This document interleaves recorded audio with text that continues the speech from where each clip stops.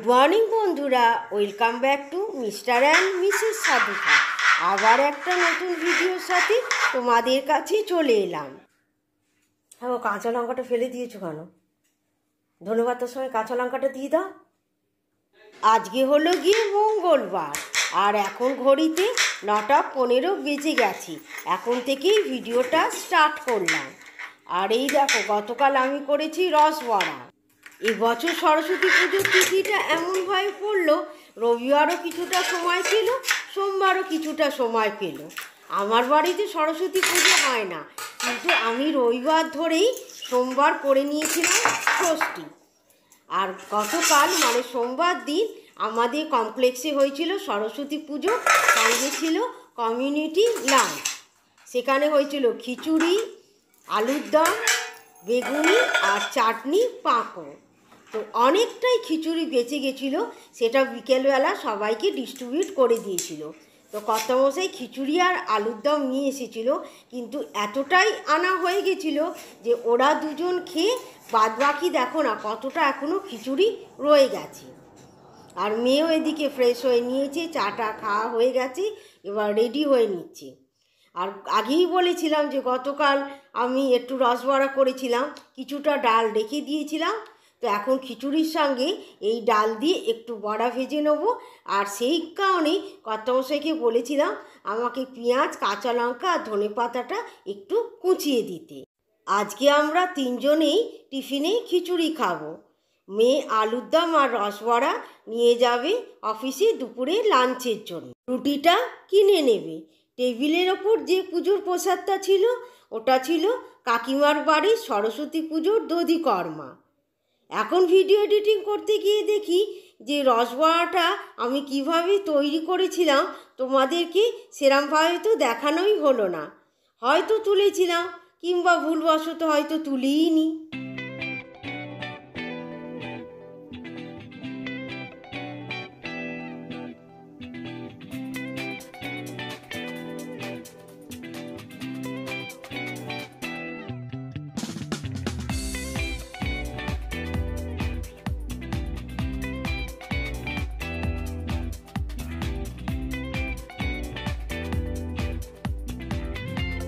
কি গো কর্তামশাই, তুমি তো সেই শনিবার বাজার করে চিকেন এনেছিলে, তার পরের দিন রবিবার গেছে সরস্বতী পুজো, সোমবার গেল ষষ্ঠী। আজকে বললাম একটু মাছ এনে দিতে, তা না করে তুমি খেয়ে দে পগার পার হচ্ছ। আচ্ছা, এই যে খাবারগুলো আছে, খাবারগুলো নষ্ট করবে কেন? এই যে খিচুড়ি আছে, এগুলো তো খেয়ে শেষ করো সকালে, আজকে দুপুরে। আজকে আমরা তো আমিও মেয়ে দুজনই তো বেরিয়ে গেলাম অফিস। তো তোমার কাজ হচ্ছে এগুলো খেয়ে শেষ করা, তারপরে আবার কালকে বাজার আসবে। সে তো টিফিনে খেলাম, দুপুরেও খাবো। হ্যাঁ, দুপুরেও খাও। তুমি একা থাকবে, যা পারবে খেয়ে নেবে। এ কি অন্যায় কথা! হ্যাঁ, তার জন্য বাজার যাও, মাছ আনো। এ তো ভারী অন্যায় কথা। খিচুড়ি খেয়ে সারাদিন কাটাবো? আর একটু রসবড়া দেবো, রসবড়া তো খাওয়া হয়ে গেল। আগে তোমার এই গরম খিচুড়িটা খাই, যা গরম। বড়াটা না,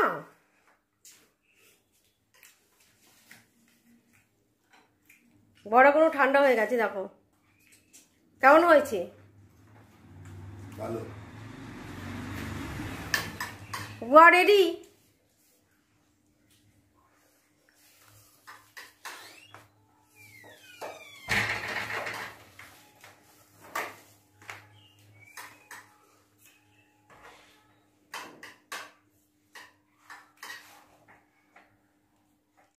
মেয়ে তো বেরিয়ে গেল, কর্তামশাই খেয়েই বেরিয়ে যাবে।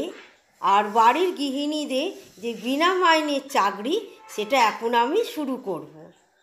ঘর দুয়ার গুছিয়ে বেশ অনেকটাই বাসন পড়েছিল, সেগুলো মাজা ধোয়া করে নিয়েছি। খিচুড়ি খেয়েছি বলে পেটটা যথেষ্ট ভার আছে, সেই কারণে শুধু ভাতটাই করে নিচ্ছি। শনিবারের একটু চিকেন আছে, আমার হয়ে যাবে। এখন যাকে বলে সন্ধ্যা পেরিয়ে রাত।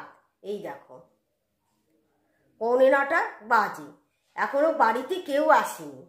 মেয়ে পড়িয়ে আসবে আস্তে আস্তে 9:30, আর কর্তামশাই চলে এসেছে পাড়াতে।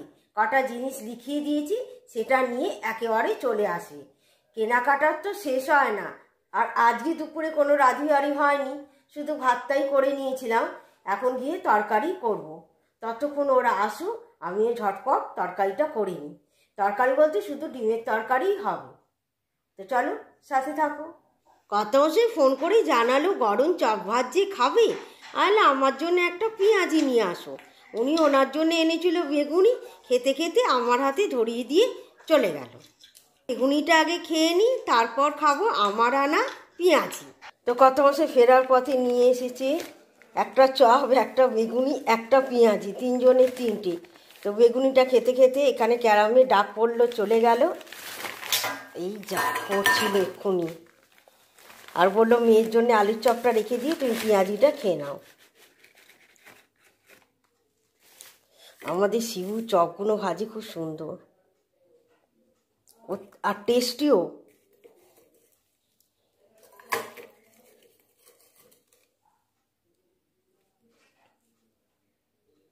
চলো খেয়ে নিয়ে আসছি। আর এই হলো রুটি। সারা মাসে যে সংসারে কত জিনিস লাগে তার ঠিক নেই, মাস পড়তে পড়তে জিনিস শেষ। এই যে এক প্যাকেট বিস্কিট, সার্ফ এক্সেল পড়লো, বড়টা পাওয়া যায়নি, বড় বলতে 500 মিলি নিয়ে আসি। এই ছোট একটা পাউচ এনেছি। আর আছে মেয়োনিজ,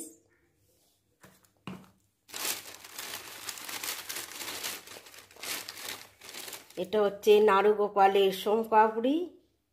এই সোমপাপড়িগুলো না খেতে না কি ভালো হয়। এটার দাম নেয় 50 টাকা।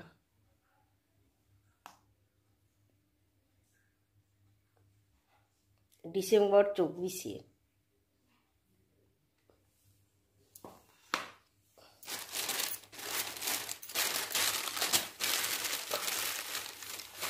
এখানে আমুল লাইট আনতে বলেছিলাম, এটা নিয়ে এসেছে। বলি এক করে আর এক। আর অরিগ্যানো আছে 2 পাতা, আর জেকের এলাচ আছে 2 পাতা। এই যে ফাঁকা।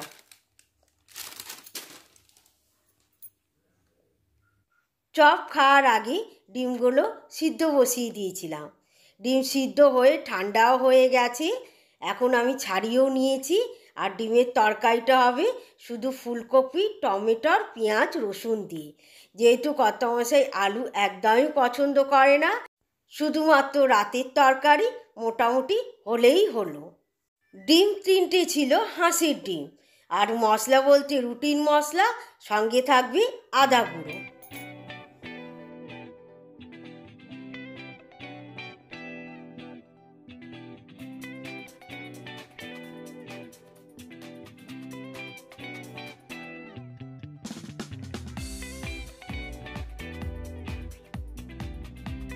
ডিমের গায়ে চিড়ে দিলে নাকি ডিম অত ছিটকায় না।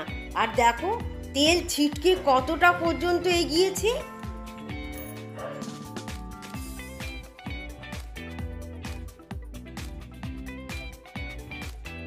তাহলে চলো আজকের মতন ভিডিওটা এখানেই শেষ করলাম। আবার একটা নতুন ভিডিওর সঙ্গে আবার তোমাদের সঙ্গে দেখা হবে। আজকের মতন সবাইকে টাটা, বাই বাই।